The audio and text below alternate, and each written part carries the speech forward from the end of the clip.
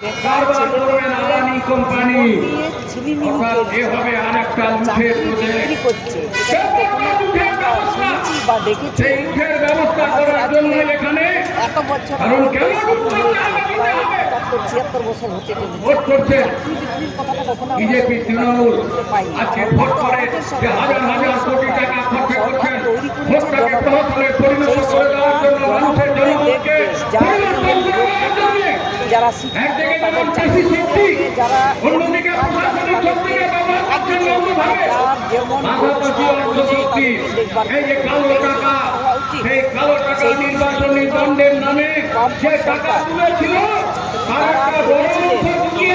সবাইকে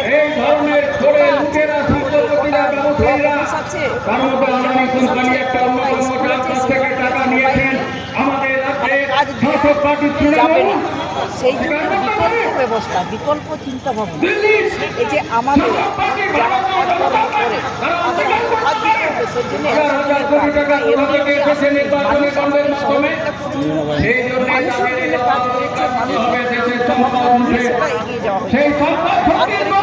শিল্প না হলে কখনো দেশ কখনো এগিয়ে যেতে পারে না। করার কথা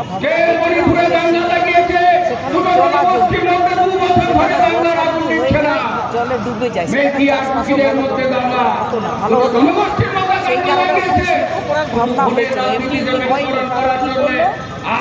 তাড়িয়ে দেবে হওয়ার জিনিস। আর আজকে ধার ঢোল পিটিয়ে আইন সংশোধন করে আদানির মতো কর্পোরেট কোম্পানিগুলোকে সেখানে ঢুকিয়ে দিয়ে শিল্প আমরা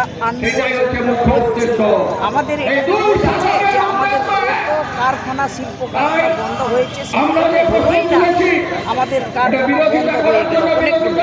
এটাই হচ্ছে তাদের কারণ হতে দেবে না।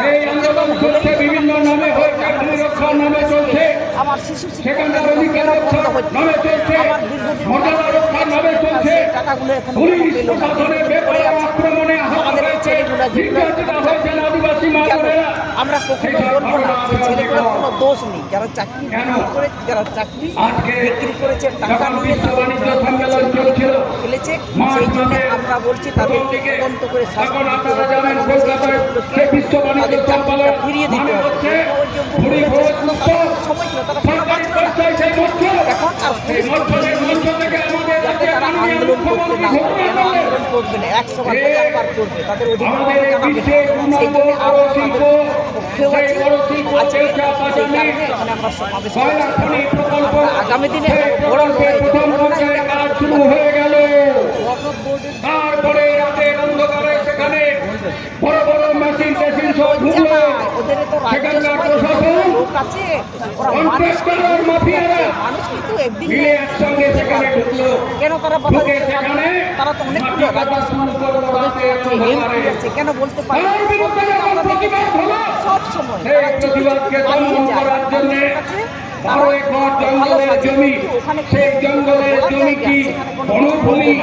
আমাদের সাহস আছে। 2011 সালে এই যে নারদা টাকা নিয়ে আমরা প্রতিবাদ করলাম। বিধানসভায় একজন এতগুলো কেন আমাদের আমাদের জনগণ নিয়ে আমরা সব মানুষের স্বার্থ নিয়ে লড়াই করি, তাদের নিয়ে পকেটে সোনা দানা গয়না টাকা পয়সা আমাদের কোনো লোভ নেই। আমরা মানুষের পক্ষে সব মানুষ ভালো থাকছে। আজকে বিজেপি তুমি হিন্দু, তুমি মুসলিম, তুমি কেন বলবো? আমরা মানুষ তো একটা, ওই মানুষকে যা চাও আমারও তো তাই একই। যে মানুষের আলাদা হতে পারে না, বর্ণ ভাষা সংস্কৃতি আলাদা হতে পারে, আমার ধর্ম আলাদা হতে পারে, কিন্তু সেটা নিয়ে তো কোনো আমাদের লড়াই নাই। আমাদের লড়াই হচ্ছে উন্নয়নের জন্য লড়াই, সেই লড়াই আমরা লড়ব।